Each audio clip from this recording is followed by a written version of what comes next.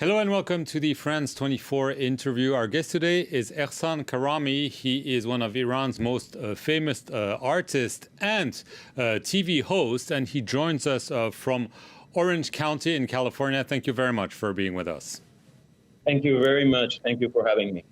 You've decided not to go back to Iran, which has been rocked by an unprecedented wave of protests since the death of a 22-year-old woman by the name of Mahsa Amini. She died after she was arrested by the morality police in Tehran. Since then, the protests have continued despite a brutal crackdown. Ahsan Karimi, let me ask you, we've seen protest movements before in Iran. There was the Green Movement in 2009. There were protests in 2019. Is this different, what we're seeing right now in Iran?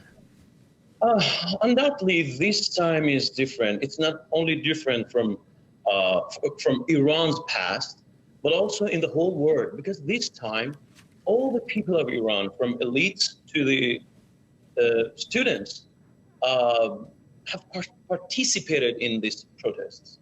They supported and love each other. In addition, this is a progressive movement in the whole world. Just pay attention to its slogan that you can hear and see it: woman, life, freedom. They're not only singing this, they're also singing death to the dictator. It seems to go beyond a protest against the mandatory hijab. It seems that some people on the streets are calling for regime change, isn't it? Yes, that's true. You can see youth, you can see everybody in the streets, and they want change. They want basic change, and you can hear that. There were protests in more than 200 cities around the world, and they shout for freedom, for change.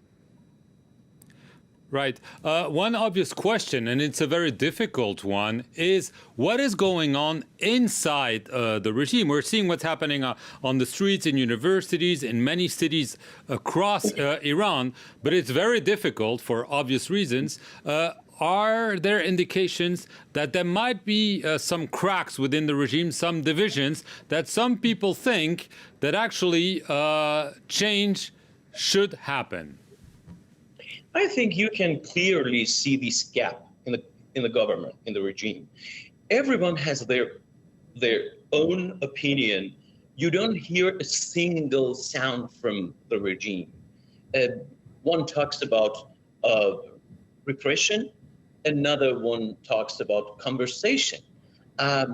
They seem extremely undecided, I think. Right. As I said, you used to host TV shows on national television.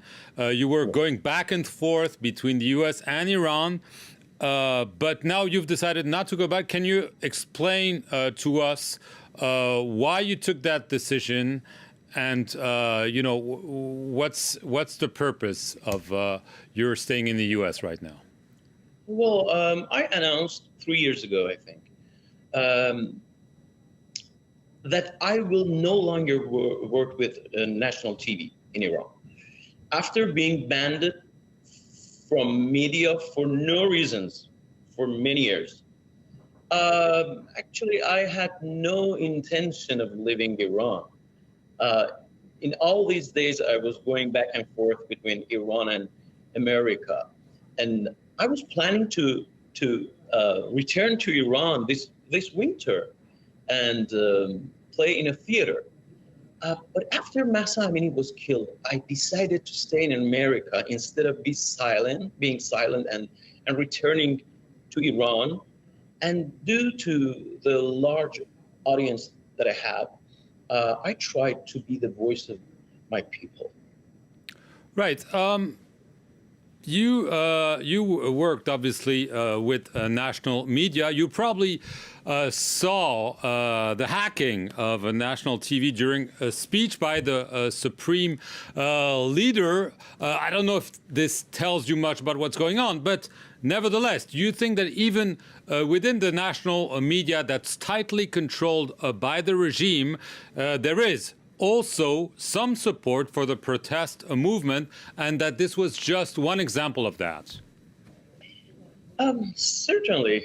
Most of the employees in Iran's national television are with the people. I'm sure about that. From the technical point of view, you cannot, and it is not impossible, it is not possible to hack the Iran's national television. And that work was done by one of the TV employees. And I was so happy to see it like everyone else in Iran. But I was not surprised. I was waiting for that. I was kind of waiting for that. And I am sure that this will be happen again and again. Right. I mean, what is your message to those who continue to work on national TV or for the government? If you say there is a kind of, what you're implying is that there is a silent majority, but they're not really speaking out. I mean, should they remain silent because there's a brutal crackdown, or are you calling on them to speak their minds? I have just one sentence. It is the time to decide.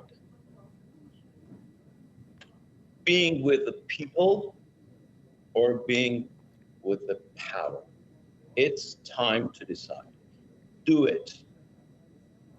Right. The regime obviously accuses foreign powers, the U.S., Israel, of being behind the protest movement.